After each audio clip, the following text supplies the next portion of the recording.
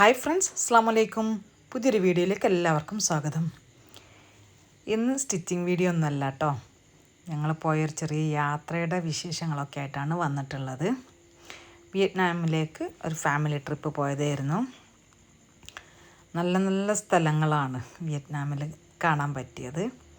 അപ്പം അന്ന് എടുത്ത കുറച്ച് വീഡിയോസും ഫോട്ടോസൊക്കെ ഉൾക്കൊള്ളിച്ചുകൊണ്ട് ഉള്ളൊരു ചെറിയ വീഡിയോ ആണ്. ഒരുപാട് വീഡിയോ ഉണ്ട്, കട്ട് ചെയ്ത് ഇങ്ങനെ ഒഴിവാക്കിയിട്ടാണ് ഇപ്പോൾ ഞാൻ ഉൾക്കൊള്ളിച്ചിട്ടുള്ളത്. എന്നാലും ഒരുപാട് സ്ഥലങ്ങൾ കാണാൻ, എന്താ പറയുക, പിന്നെ ഞങ്ങൾക്ക് കൗതുകം തോന്നിയ സംഗതികൾ നിങ്ങൾക്കും കാണിക്കാമെന്നൊക്കെ തോന്നി. ശരിക്കും മണിക്കൂറുകളോളം ഉള്ള വീഡിയോസായിട്ടാണ് വന്നിട്ടുള്ളത്. പക്ഷെ അതിനൊക്കെ ഒരുപാട് കുറച്ചെടുത്തിട്ടാണ് ഞാനിപ്പോൾ ചെയ്തിട്ടുള്ളത്. എന്നാലും 1-2 പാട്ടൊക്കെ ആക്കേണ്ടി വരുമെന്നാണ് എനിക്ക് തോന്നുന്നത്. കുറച്ച് ഭാഗം ഇന്നത്തിൽ ഉൾക്കൊള്ളിക്കുകയാണ്. നമ്മൾ കേരളത്തിൻ്റെ കാലാവസ്ഥയായിട്ട് നല്ല യോജിക്കുന്ന ടൈപ്പ് കാലാവസ്ഥ തന്നെയായിരുന്നു അവിടെ ഉണ്ടായിരുന്നത് കേട്ടോ. അപ്പം ഞങ്ങൾ മാത്രമായിട്ട് തന്നെയാണ് പോയിട്ടുള്ളത്. ഗ്രൂപ്പിൻ്റെ കൂടെയൊന്നല്ല പോയിട്ടുണ്ടായിരുന്നത്. ഇവിടെ നിന്ന് കോഴിക്കോട് നിന്ന് ട്രെയിൻ കയറി നെടുമ്പാശ്ശേരിയിൽ നിന്ന് ആണ് ഫ്ലൈറ്റ്. അപ്പം മൂത്ത മകളും ഹസ്ബൻഡും പിന്നെ കോയമ്പത്തൂരിൽ നിന്നാണ് കയറിയത്. ഞങ്ങൾ നെടുമ്പാശ്ശേരിയിൽ നിന്നും. നമ്മൾ ട്രെയിൻ ഇറങ്ങി രാത്രിയായി. നെടുമ്പാശ്ശേരി എത്തിയപ്പം അവിടെ നിന്ന് ഒന്ന് ഫ്രഷായി ഫുഡൊക്കെ കഴിച്ചിട്ടാണ് എയർപോർട്ടിൻ്റെ അകത്തേക്ക് പോയത്. രാത്രി 10:30 ആ ഒരു ടൈമിലൊക്കെ ആയിരുന്നു ഫ്ലൈറ്റ്. അപ്പം നമ്മളൊരു 7:30 ആകുമ്പോഴേക്ക് നെടുമ്പാശ്ശേരി എത്തിയിട്ടുണ്ടായിരുന്നു. കോഴിക്കോട് നിന്ന് പിന്നെ 4 മണിക്കാണ്, 7:30 ഒരു 9 മണിൻ്റെ ഒക്കെ ഏതായാലും രാത്രി ലേറ്റായിട്ടൊരു 10-11 മണി ആ സമയത്തായിരുന്നു. എനിക്ക് കറക്റ്റ് ഓർമ്മ കിട്ടുന്നില്ല കേട്ടോ ഫ്ലൈറ്റ്. അപ്പം എല്ലാം ഫ്രഷായി എയർപോർട്ടിൻ്റെ അകത്തേക്ക് കയറുന്നത് വരെ എല്ലാവരും നല്ല ഹാപ്പി ആയിരുന്നു. അപ്പോൾ മുമ്പ് 2-3 യാത്രകൾ നെടുമ്പാശ്ശേരിയിൽ തന്നെ പോയതുകൊണ്ട് എയർപോർട്ട് നമുക്ക് നല്ല പരിചയം തന്നെ ആയിട്ടുണ്ടായിരുന്നു. അപ്പം ഇമിഗ്രേഷന് വേണ്ടിയിട്ട് കയറി. പിന്നെ ഒക്കെ ഇവിടെ ഇപ്പം നമ്മൾ കാണുമ്പോൾ ഒക്കെ റെഡി ആയിട്ടാണ് കാണുന്നത്. പക്ഷേ അതിൻ്റെ ഇടയിൽ നമുക്ക് നല്ലൊരു പ്രതിസന്ധി വന്ന്, ആ പ്രതിസന്ധി ഇതിപ്പോൾ നമ്മൾ ലാസ്റ്റ് മൊമെൻറ്റ് ഫ്ലൈറ്റിലേക്ക് ഓടുന്ന ഒരു സിറ്റുവേഷനാണ് കേട്ടോ. പക്ഷേ അതിന് മുമ്പ് നമുക്ക് പറ്റിയ എന്താണെന്ന് വെച്ചാൽ, എല്ലാവരും ഇതുപോലെ യാത്രക്ക് പോകുന്ന എല്ലാവർക്കും ശ്രദ്ധിക്കാൻ പറ്റുന്ന ഒരു സിറ്റുവേഷനാണ്. ഇതിപ്പോൾ ഒരാളെ മക്കളെ ഹെൽപ്പ് ചെയ്ത് കൊടുക്കുക കേട്ടോ. അയാൾ ലഗേജ് ഓവർലോഡായിട്ട് അയക്കാൻ പറഞ്ഞ്, പ്രായമുള്ളൊരു മനുഷ്യന്. അപ്പോൾ ഇവരത് സപ്പോർട്ട് ചെയ്ത് കൊടുത്തിട്ടുണ്ടായിരുന്നു. നമുക്ക് പറ്റിയ പ്രശ്നം എന്താ വെച്ചാൽ, പാസ്പോർട്ടിലും വിസയിലും പേരിൽ ചേഞ്ച് വന്ന് അങ്ങനെ നമുക്ക് പോകാൻ പറ്റില്ല എന്ന് പറഞ്ഞിട്ടുള്ളൊരു സിറ്റുവേഷനിൽ ആകെ ഡെസ്പായി ഞങ്ങൾ ഇരിക്കുന്ന ഒരു അവസ്ഥയാണ്. കണ്ടില്ല, എയർപോർട്ടിൽ ആരുമില്ല, എല്ലാവരും പോയി. നമ്മളെ ഫ്ലൈറ്റിലേക്കുള്ള മുഴുവൻ ആളുകളും പോയി കഴിഞ്ഞ് നമ്മൾ ഈ പേര്, അതെല്ലാവർക്കും ഇല്ല, എൻ്റെ പേരിലും 2 മക്കളുടെ പേരിലുമാണ് ഈ പ്രശ്നം വന്നിട്ടുണ്ടായിരുന്നത്. സർനെയിം ഇല്ലാതിരിക്കുമ്പോൾ അവർ റിപ്പീറ്റ് ചെയ്ത് നെയിം കൊടുത്തതാണ് വിസയിൽ വന്നത്.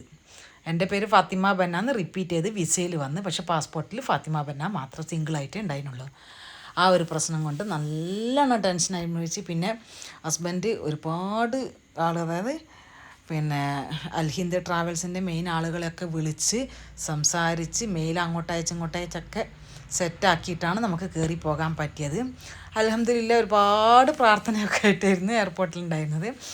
നമ്മൾ കണക്ഷൻ ഫ്ലൈറ്റ് ആയിരുന്നു പിന്നെ മലേഷ്യയിൽ. അപ്പം മലേഷ്യയിൽ 4.5 മണിക്കൂറിൻ്റെ യാത്രയ്ക്ക് ശേഷം മലേഷ്യ എത്തി. അപ്പം അവിടുത്തെ സുബൈൻ്റെ സമയം ആയിട്ടുണ്ടായിരുന്നു. അപ്പോൾ കുറച്ച് നേരം അവിടെ എയർപോർട്ടിനകത്ത് തന്നെ വെയിറ്റ് ചെയ്ത്, പിന്നെ സുബൈ നിസ്കാരമൊക്കെ കഴിഞ്ഞ് കുറച്ച് നേരം അവിടെ റെസ്റ്റ് ചെയ്യാനൊക്കെ സൗകര്യങ്ങളൊക്കെ കിട്ടി. അപ്പോൾ അവിടെ കുറച്ചൊക്കെ ഉറങ്ങി എണീറ്റിട്ടാണ് പിന്നെ ഫുഡിനൊക്കെ നീങ്ങിയത്. നമുക്കവിടെ 8 മണിക്കൂർ നേരം ഉണ്ടായിരുന്നു. അതുകൊണ്ട് തന്നെ എയർപോർട്ട് നല്ലോണം ചുറ്റി കാണുകയും നന്നായി ഉറങ്ങുകയൊക്കെ ചെയ്തതിന് ശേഷം പിന്നെ ആണ് മെയിനായിട്ട് ഫുഡും കഴിച്ചിട്ട് അടുത്ത ഫ്ലൈറ്റിലേക്ക് നമ്മൾ നീങ്ങിയത്. എയർപോർട്ട് മലേഷ്യയിൽ മുമ്പ് പോയ സമയത്ത് എയർപോർട്ട് ഇത്രത്തോളം കാണാൻ പറ്റില്ല. കാരണം നമ്മൾ എത്തിക്കഴിഞ്ഞാൽ പിന്നെ അവിടുന്ന് പുറത്തേക്ക് ഇറങ്ങുമല്ലോ നമ്മൾ. ഈ ഒരു സൗകര്യം നമുക്ക് കിട്ടിയിട്ടുണ്ടായിരുന്നു. പക്ഷേ ഇവിടെ നന്നായിട്ട് എൻജോയ് ചെയ്ത്. ഇതെന്താണെന്ന് വെച്ചാൽ ഞങ്ങളെ രണ്ടാളെയും കൊണ്ട് കൈ വെച്ചിട്ട് ഹാർട്ട് ഉണ്ടാക്കാൻ വേണ്ടിയിട്ട് മക്കൾ ശ്രമിച്ചതാണ്. ഞങ്ങൾക്ക് രണ്ടാൾക്കും അതങ്ങോട്ട് മനസ്സിലാവുന്നില്ല. ഇവർ നമ്മളെ പഠിപ്പിക്കുക, ചെറിയ മക്കൾ രണ്ടാളും. അവസാനം അവർ പരാജയപ്പെട്ട് ഞങ്ങൾ പോകുന്നതാണ്.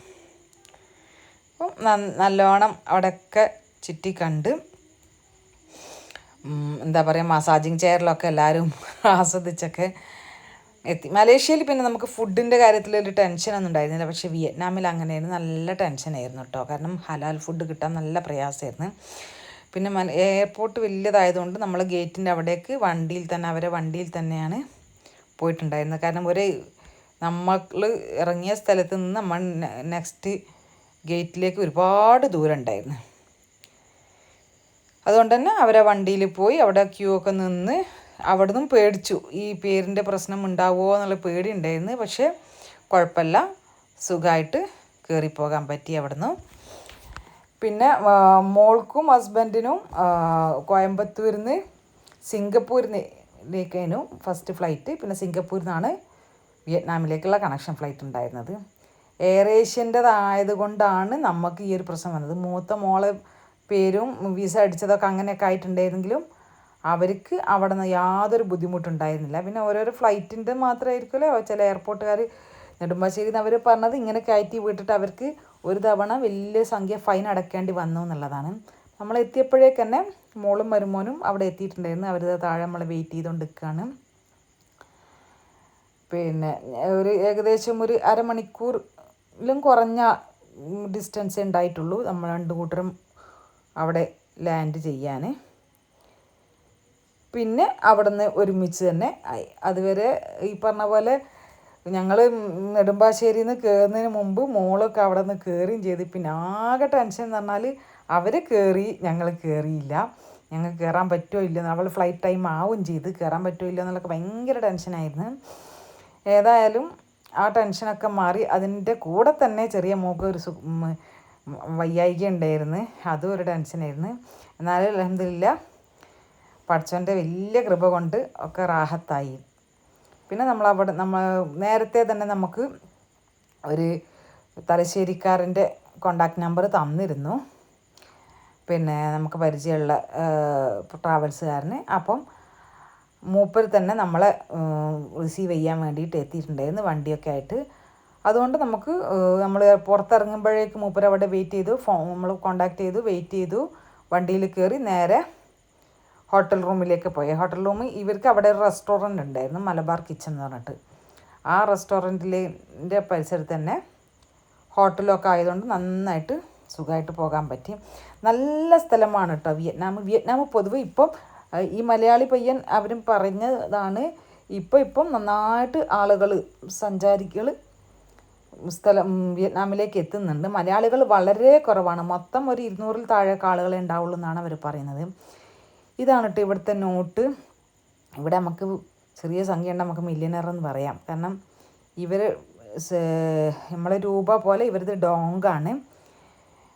നമ്മൾ ഒരു ഫസ്റ്റ് ഡേ ഫുഡ് കഴിച്ചപ്പം അവിടുത്തെ 9 ലക്ഷത്തി സംതിങ് ആണ് നമ്മൾ പേ ചെയ്തത്. അത് ഇവിടുത്തെ നാട്ടിലത്തെ ഒരു 3000-ൻ്റെ അടുത്തുള്ളൊരു സംഖ്യയേ ഉള്ളൂ. പക്ഷേ അവരത് ഭയങ്കര ഇതാണ്, അതായത് നമ്മളെക്കാളും മൂല്യം ഒരുപാട് താഴെയാണ് അവരിതെന്ന് അർത്ഥം.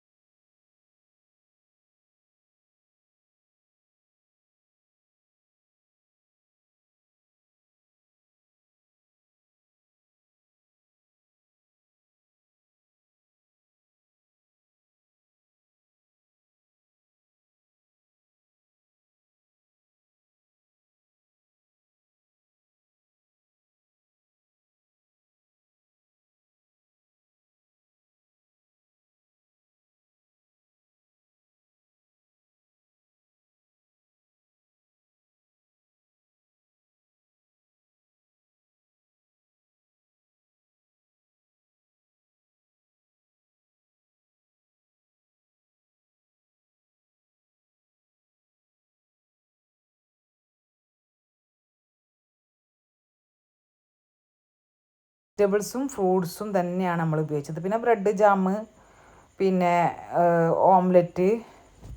ഓംലെറ്റും നമുക്ക് ധൈര്യത്തിൽ ബുൾസ് നമ്മൾ മുമ്പ് നിന്ന് തന്നെ അവർ ചെയ്തു തരുന്നുണ്ട്, അത് കഴിച്ച്. പിന്നെ ബോയിൽഡ് എഗ്ഗ്, പിന്നെ എല്ലാ സ്ഥലത്തും മെയിനായിട്ട് കണ്ട ഒരു സാധനമാണ് നമ്മളുടെ പിന്നെ മധുരക്കിഴങ്ങില്ലേ, സ്വീറ്റ് പൊട്ടറ്റോ.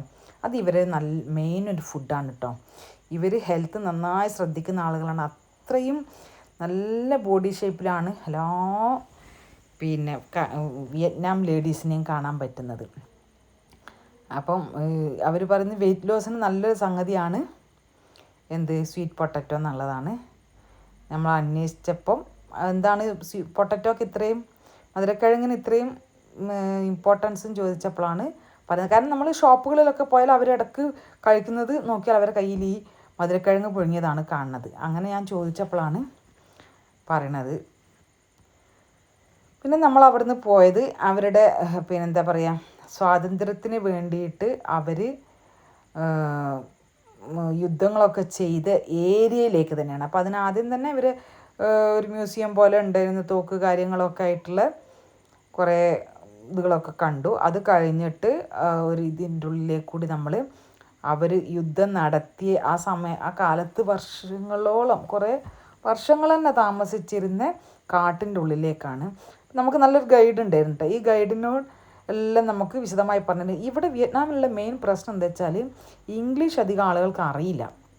അപ്പോൾ നമുക്ക് കമ്മ്യൂണിക്കേറ്റ് ചെയ്യാൻ നല്ല പ്രയാസമാണെന്ന് തോന്നി. പക്ഷേ ഒരു വിധം എല്ലാ ആളുകളുടെ കയ്യിലും ആപ്പ് ഉണ്ടാവും. നമ്മൾ ഇംഗ്ലീഷിൽ പറഞ്ഞു കൊടുത്താൽ വിയറ്റ്നാമിലേക്കായിട്ട് അവർക്ക് ഫോണിൽ കിട്ടുന്ന ടൈപ്പ് ആപ്പ്. അപ്പം അങ്ങനെ മനസ്സിലാക്കാനും പറ്റും. ഇത് യുദ്ധസമയത്ത് എന്താ പറയുക, ഒളിച്ചിരിക്കുന്ന ഒരു ഗുഹയാണ്. ഇങ്ങനെ അതിൽ നിന്ന് പെട്ടെന്ന് ഇതിങ്ങനെ തന്നെ അതിലേക്ക് ഇറങ്ങിപ്പോയെങ്കിലേ കൊള്ളുള്ളൂ. എന്നിട്ട് ഇങ്ങനെ ആയിരുന്നു ഇത്ര ഒളിച്ചിരുന്നത്, ഇങ്ങനെ പൊങ്ങിയിട്ട് വരിക. അപ്പോൾ മക്കളെല്ലാവരും അതൊന്ന് ട്രൈ ചെയ്ത് എല്ലാവരും കയ്യും പൊക്കി അതിൻ്റെ ഉള്ളിലൊന്ന് പോയി. അതിൻ്റെ ഉള്ളിലെത്തിക്കഴിഞ്ഞാൽ നല്ലോണം സ്പേസ് ഉണ്ടെന്നാണ് പറയുന്നത് കേട്ടോ. ഞാനൊന്നും ഇറങ്ങിയിട്ടില്ല, കാരണം എന്നെ ഒന്നും അതിൽ കൊള്ളൂലാന്ന് തോന്നി. പിന്നെ അത്ര പെട്ടെന്ന് അങ്ങോട്ട് കയറി വരാൻ കഴിയുന്ന ഒരാളുമല്ല ഞാൻ. അപ്പോൾ പിന്നെ മക്കളെല്ലാവരും അത് ട്രൈ ചെയ്ത് നല്ലൊരു എക്സ്പീരിയൻസ് ആയിട്ട് പറഞ്ഞു.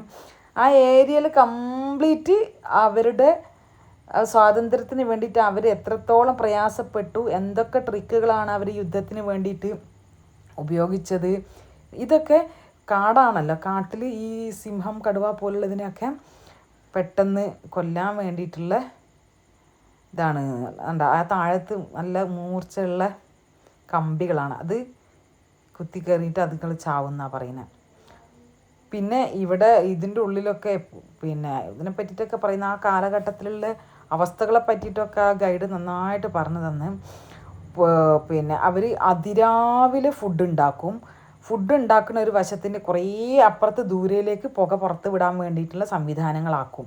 അപ്പം ശത്രുക്കൾ ആ പുക വരുന്ന ഭാഗത്ത് ഇവർ അന്വേഷിക്കും, പക്ഷെ ഇവരെ കിട്ടില്ല. അതേപോലെയുള്ള കുറേ യുദ്ധതന്ത്രങ്ങളെ പറ്റിയിട്ട് അവർ പറഞ്ഞു. പിന്നെ ഇതുകളൊക്കെ എന്ന് പറഞ്ഞാൽ കണ്ടില്ലേ, ശത്രുക്കളെ കൊല്ലാൻ വേണ്ടിയിട്ടുള്ള ഓരോരോ സംവിധാനങ്ങളാണ് ഈ കാണുന്നതൊക്കെ. പിന്നെ അതേപോലെ അവർ തന്നെ ആയുധമുണ്ടാക്കുന്നവരുടെ ആയുധപ്പുരകൾ, അതിനൊക്കെ അവർ മെയിൻറ്റെയിൻ ചെയ്ത് വെച്ചിട്ടുണ്ട്. വർഷങ്ങളായിട്ടുണ്ടെങ്കിലും പിന്നെ അവരെ കൊണ്ട് മാക്സിമം പറ്റുന്ന രൂപത്തിൽ അതിനെ അവർ മെയിൻറ്റെയിൻ ചെയ്യുന്നുണ്ട്. കണ്ടില്ലേ എങ്ങനെയൊക്കെയാണ് ഉണ്ടാക്കിയിരുന്നതിൻ്റെ അതിൻ്റെയൊക്കെ ഒരു ഡെമോ. അതിലൊക്കെ മ്യൂസിക് ബഹളങ്ങളൊക്കെ ഉണ്ട് കേട്ടോ. നമ്മൾ ചെല്ലുമ്പോൾ ഞാൻ ആ ബഹളങ്ങളൊന്നും ഒഴിവാക്കിയത് കൊണ്ടാണ് നിങ്ങൾക്ക് കാണാനും കേൾക്കാനും പറ്റാത്തത് കേട്ടോ. പിന്നെ അതേപോലെ പിന്നെ എന്താ വിസിറ്റേഴ്സിനെ ആകർഷിക്കാൻ വിധത്തിൽ ഒരുപാട് സംഗതികൾ അവിടെ പിന്നെ നമുക്ക് വാങ്ങാനും ഒക്കെയുള്ള ഐറ്റംസൊക്കെ ഒരുപാട് ഉണ്ടായിരുന്നു.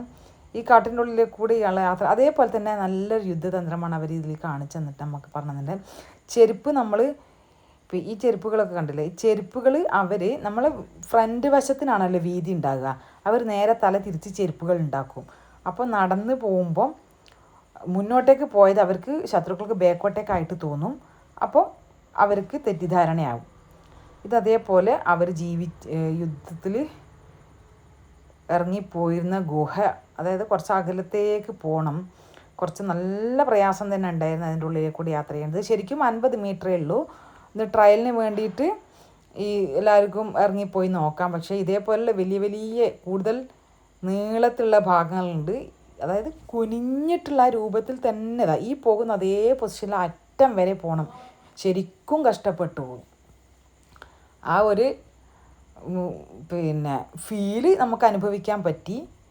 കാരണം അങ്ങനെ തന്നെ ഈ എക്സ്പീരിയൻസ് കിട്ടിയത് കൊണ്ട് കേട്ടോ. അപ്പോൾ അത്രത്തോളം ഒരു സ്വാതന്ത്ര്യത്തിന് വേണ്ടി ആ ജനത കഷ്ടപ്പെട്ടിട്ടുണ്ടാവും എന്നുള്ളത് നമുക്ക് മനസ്സിലാക്കാൻ പറ്റി. ഇതിൻ്റെ ഉള്ളിൽ നിന്ന് പുറത്ത് ശരിക്കും 50 മീറ്റർ ഉള്ളെങ്കിൽ നല്ലോണം ബുദ്ധിമുട്ടിയിട്ട് തന്നെ കയറി വരേണ്ടി വന്നു. ഒരാൾ നടക്കുമ്പോൾ 2 ഭാഗത്തും തട്ടി ഇങ്ങനെ പോരേണ്ട ഒരു അവസ്ഥയാണ്. പിന്നെ അവരുടെ വാട്ടർ സപ്ലൈ ആണ് ഈ കാണിച്ചു തന്നത്. അങ്ങനെ എല്ലാം, അതായത് അവിടെ പോയി വന്ന് ശരിക്കും ഈ ചരിത്രം മനസ്സിലാക്കാൻ വേണ്ടി പോകുന്ന ആളുകൾക്കൊക്കെ നല്ലോണം അത് എല്ലാം അനുഭവിച്ച് അത് പൂർണ്ണമായിട്ട് മനസ്സിലാക്കി പോരാൻ പറ്റുന്ന രീതിയിൽ അവർ ഇപ്പോഴും സൂക്ഷിക്കുന്നുണ്ട് എന്നുള്ളതാണ്. പിന്നെ അടുത്ത് നമ്മളൊരു ബോട്ടിൽ യാത്ര ചെയ്യപ്പോൾ അവിടെ നന്നായിട്ട് തെങ്ങുണ്ട് കേട്ടോ. അപ്പോൾ തേങ്ങ കൊണ്ടുള്ള സ്വീറ്റ്സും കാര്യങ്ങളും ഒക്കെ ഉള്ള ഒരു ഫാക്ടറിയിലേക്ക് കൂടി ജസ്റ്റ് ഒന്ന് പാസ് ചെയ്ത്, പിന്നെ നമ്മൾ അവിടെ തന്നെയാണ് നമുക്ക് ഫുഡ് ഉണ്ടായിരുന്നത്. ഓരോരോ പല സ്ഥലങ്ങളും പേര് നമുക്ക് പറഞ്ഞുതരാം, എനിക്ക് എല്ലാം പെട്ടെന്ന് മറന്നു പോകുന്നുണ്ട്. അങ്ങനത്തെ ടൈപ്പ് പേരുകളാണ് ഉള്ളത്. അതുകൊണ്ട് തന്നെ ഞാനത് അത്ര ഓർത്ത് വെക്കാൻ നിന്നില്ല.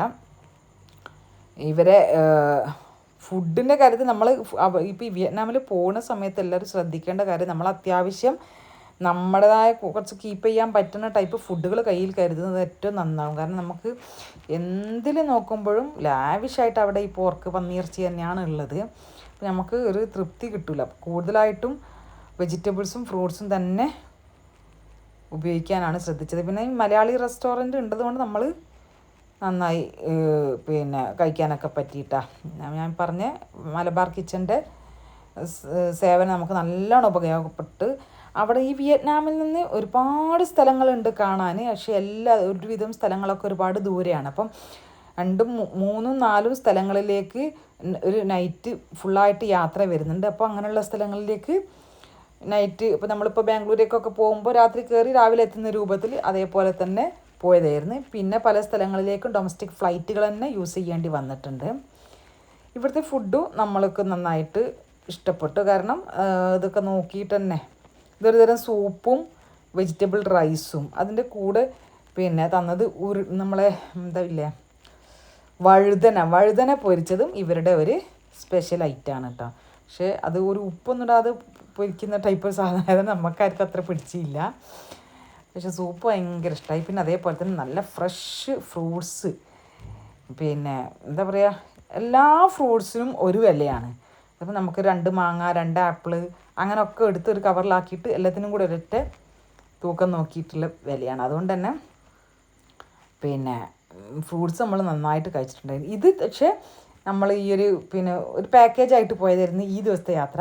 അപ്പോൾ അവിടെ നമുക്ക് എല്ലാ ടൈപ്പ് ഫ്രൂട്ട്സും അവർ തന്നു. അതിനോടൊപ്പം തന്നെ അവരുടെ ട്രഡീഷണലായിട്ടുള്ള മ്യൂസിക് ഉപകരണങ്ങൾ വായിച്ചുകൊണ്ട് അവരുടെ പാട്ടുകളൊക്കെ കുറച്ച് നേരം കേൾപ്പിച്ചു തന്നു. പിന്നെ അവർ കൊണ്ടുപോയത് ഒരു ഹണി, അതായത് പ്യുവർ ഹണി കിട്ടുന്നൊരു ഭാഗത്തേക്ക്. ഇതൊക്കെ ശരിക്കും നമ്മൾ ഗൈഡിൻ്റെ ഒരു കമ്മീഷൻ കൂടിയാണെന്ന് പറഞ്ഞു. അവിടെ നമ്മൾ തേനൊക്കെ വാങ്ങുമ്പോൾ അവർക്ക് അതിനൊരു പെർസെൻറ്റേജ് കിട്ടുമല്ലോ. പ്യുവറായിട്ട് ഇങ്ങനെ തേൻ എടുക്കുന്ന കാഴ്ചകളൊക്കെ കാണാം. പിന്നെ എല്ലായിടത്തും നമുക്ക് കുടിക്കാൻ തരുന്നത് ഇത് കണ്ടില്ലേ, ഗ്രീൻ ടീ ആണ് കേട്ടോ. ഗ്രീൻ ടീയിൽ ഇതിൽ പഞ്ചസാരക്ക് പകരം ഹണി ഒഴിച്ചിട്ടാണ് അവർ തന്നിട്ടുള്ളത്. അത് എല്ലാത്തിൻ്റെ കൂടെ കൂടുതലായിട്ടും നമുക്കവർ തരുന്നത് ഇങ്ങനെ തന്നെ ചെറിയ ചെറിയ ഡ്രിങ്കിൻ്റെ കൂടെ നമ്മുടെ നിലക്കടലില്ലേ അതിൻ്റെ പൊടി തരുന്നുണ്ട് കഴിക്കാൻ. പിന്നെ ഇവിടുന്ന് നമ്മൾ അന്നത്തെ ദിവസം വൈൻഡപ്പ് ചെയ്തു. ഈ ബോട്ടിൽ തന്നെ തിരിച്ചു പോയി. നല്ല എക്സ്പീരിയൻസ് ആയിട്ട് തന്നെ എൻജോയ് ചെയ്യാൻ പറ്റിയൊരു യാത്രയാണ് കേട്ടോ വിയറ്റ്നാം. അപ്പം പാക്കേജിൽ പോകുന്നവർക്ക് അങ്ങനെ പോകാം, അപ്പോൾ അവരുടെ ഇതിലനുസരിച്ചിട്ട് പോകാം. അപ്പം ഇനിയും ഒരുപാട് വിശേഷങ്ങളുണ്ട്. ഇൻഷാ അള്ളാ നമുക്ക് നെക്സ്റ്റ് വീഡിയോയിൽ കാണാം. അന്നത്തെ യാത്ര പിന്നെ നമ്മൾ അന്ന് തന്നെ തോന്നുന്നുണ്ട് പേളിൻ്റെ ഒരു ഷോപ്പിലേക്ക് പോയിട്ടുണ്ട്. ഇതിനെക്കുറിച്ചൊക്കെ നമുക്ക് വീണ്ടും പറയാം കേട്ടോ. ഓക്കെ, അസ്സലാമു അലൈക്കും.